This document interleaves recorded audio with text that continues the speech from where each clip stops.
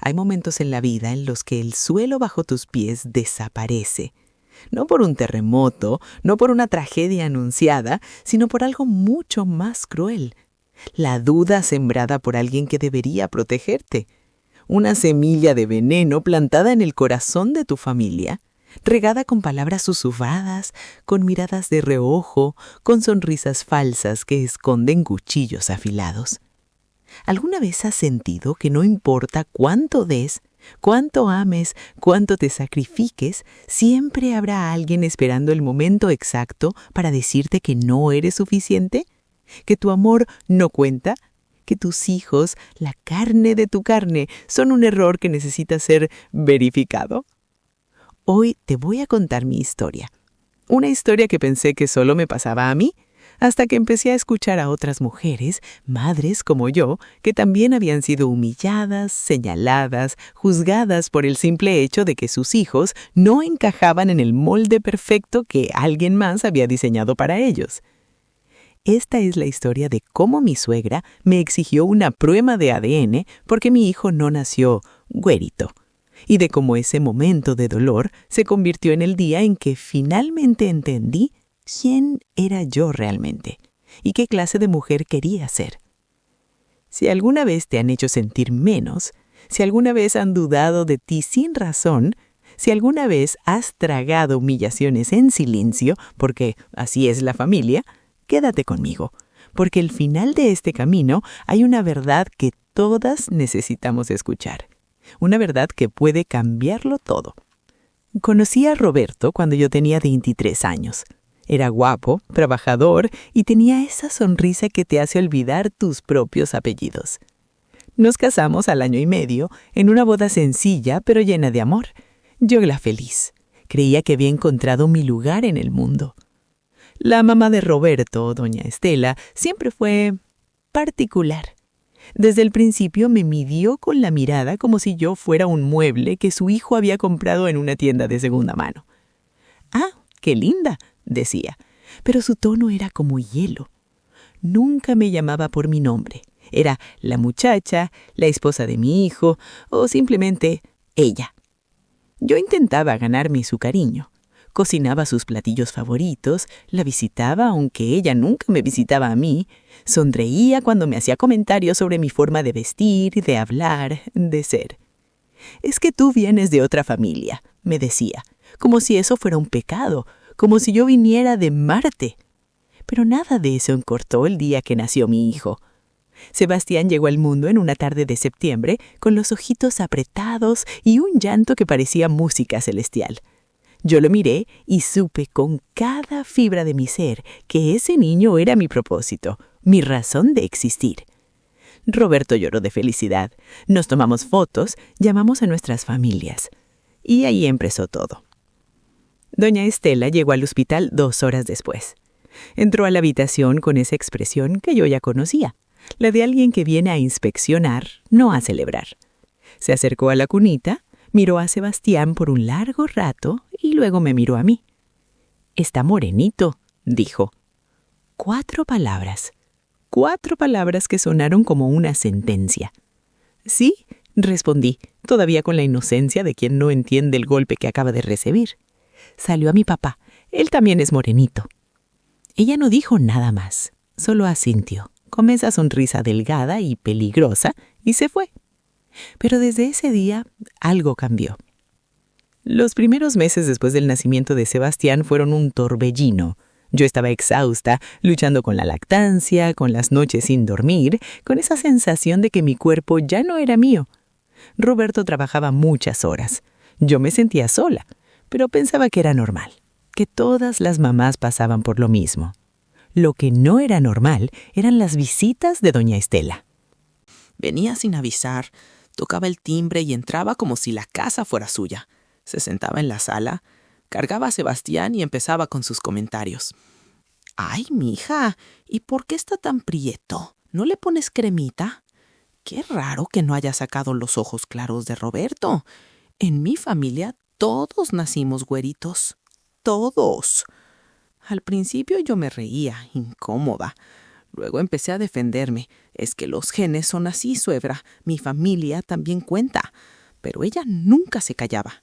Y lo peor es que empezó a hablar con otras personas. Un día la hermana de Roberto me llamó. Oye, ¿es cierto que Sebastián no se parece a mi hermano? Me quedé helada. ¿Quién te dijo eso? Pues mi mamá dice que está raro, que no tiene nada de nosotros. Ahí fue cuando entendí lo que estaba pasando. Doña Estela no solo dudaba, estaba sembrando la duda en toda la familia. ¿Sabes lo que es vivir con una acusación invisible sobre tu cabeza? Es como caminar con una piedra atada al cuello. Cada mirada de tu suegra es un juicio, cada silencio de tu esposo es una traición, cada comentario en una reunión familiar es un puñal disfrazado de broma.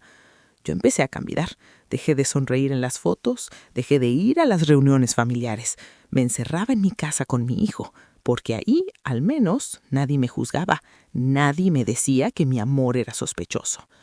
Roberto no decía nada, y eso, créeme, dolía más que cualquier insulto. Una noche le pregunté, ¿tú también dudas de mí? Se quedó callado, demasiado callado.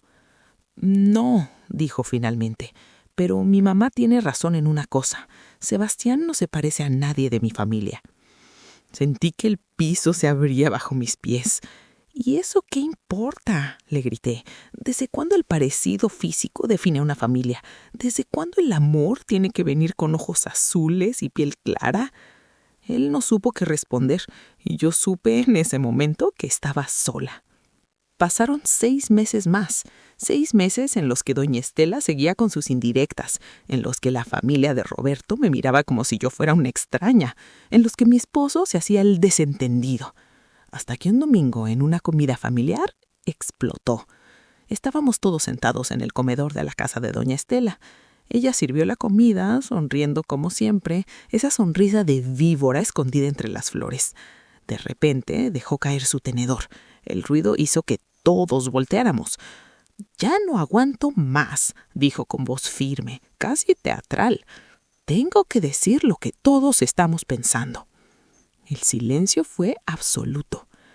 Ese niño no es de mi hijo. Sentí que el aire se me escapaba del pecho. Miré a Roberto, esperaba que dijera algo, que me defendiera, que la callara. Pero él solo bajó la mirada. «¿Perdón?», alcancé a decir con la voz temblando.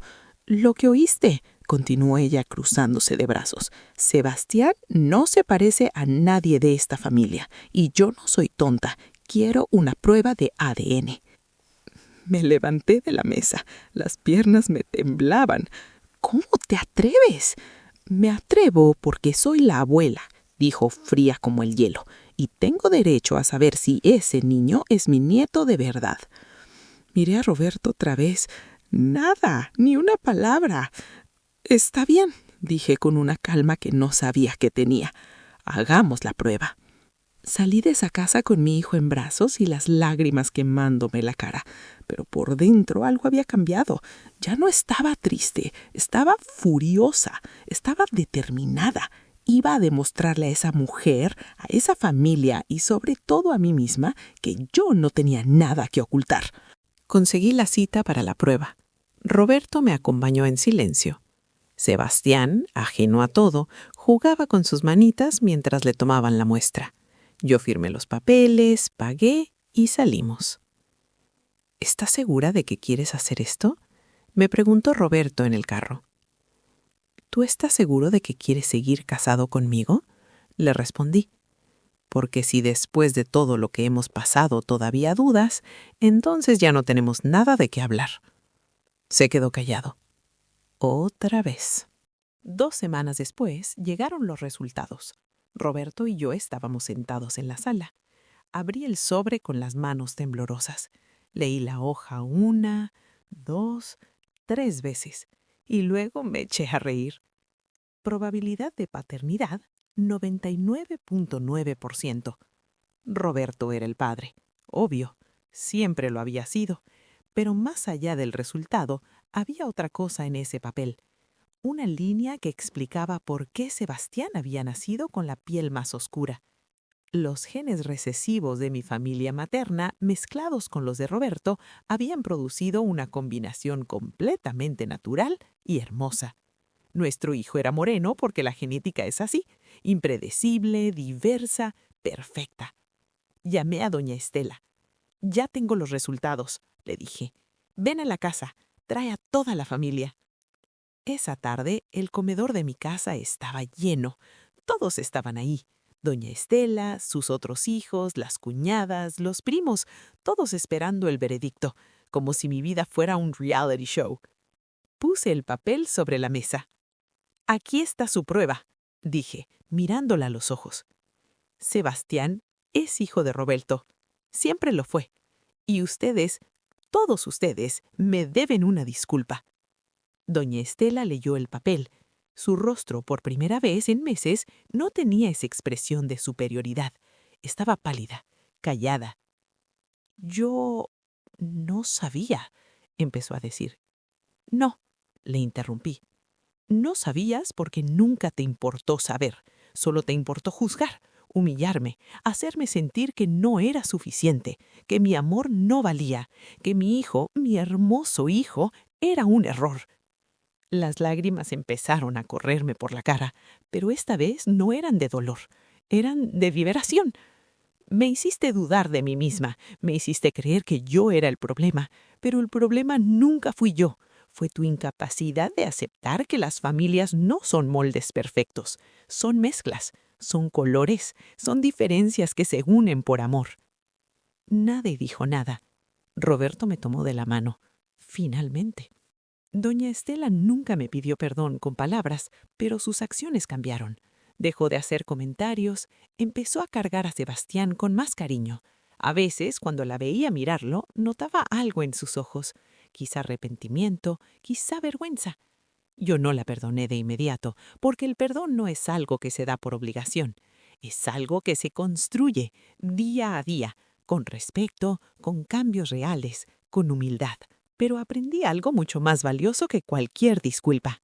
Aprendí que mi valor no depende de la aprobación de nadie, que mi hijo es perfecto tal como es, que el amor verdadero no se mide en parecidos físicos, sino en noches sin dormir, en besos en la frente, en la decisión diaria de estar presente. Aprendí que las mujeres, las madres, las esposas, no tenemos que aguantar humillaciones en nombre de la familia. Que decir basta no es romper la familia, es salvarla. Porque una familia que se construye sobre el silencio, sobre la duda, sobre el miedo, no es una familia, es una cárcel. Hoy, Sebastián tiene 4 años. Es un niño feliz, inteligente, lleno de vida. Sigue siendo morenito, con esos ojazos grandes que heredó de mí y esa sonrisa que ilumina cualquier cuarto. Y cada vez que alguien me pregunta de dónde sacó su color de piel, yo respondo con orgullo: de sus raíces, de su historia, de mí. Roberto y yo seguimos juntos, pero nuestra relación cambió después de todo esto.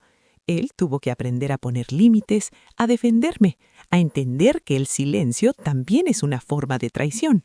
Y yo tuve que aprender a no esperar que alguien más peleara mis batallas, a pararme firme, con mi hijo en brazos, y decir: esto es lo que soy, y es suficiente. Si estás escuchando esto y alguna vez te han hecho sentir que no eres suficiente, quiero que sepas algo. Tú sí eres suficiente. No necesitas cambiar tu piel, tu acento, tu historia, tu familia para encajar en el molde de alguien más. No necesitas una prueba de ADN para demostrar tu amor. El amor no se mide en porcentajes ni en parecidos físicos. Se mide en sacrificio, en constancia, en esas madrugadas en las que te levantas aunque estés agotada, en esas decisiones diarias de quedarte, de luchar, de proteger. Y si alguien te pide que demuestres lo que ya es evidente, no es porque tengas algo que ocultar, es porque ellos tienen algo que sanar. Así que no te rindas, no permitas que nadie te haga creer que tu amor es insuficiente, porque el día que te pares firme, con la verdad en la mano y la dignidad en el corazón, descubrirás algo que yo descubrí, que el silencio de los demás no es tu derrote, es su vergüenza. Gracias por acompañarme en este viaje. Si esta historia tocó algo en tu corazón, déjame un comentario. Cuéntame si alguna vez has pasado por algo parecido, porque no estás sola. nunca lo has estado. Y si quieres escuchar más historias como esta, historias de mujeres que se levantaron cuando el mundo las quiso tumbar, suscríbete, porque tengo muchas más que contar. La próxima semana te voy a contar la historia de una mujer que descubrió que su esposo tenía otra familia, pero no fue el engaño lo que la destruyó, fue lo que encontró cuando decidió investigar. Nos vemos pronto y recuerda, tu historia, tu verdad, tu amor siempre serán suficientes.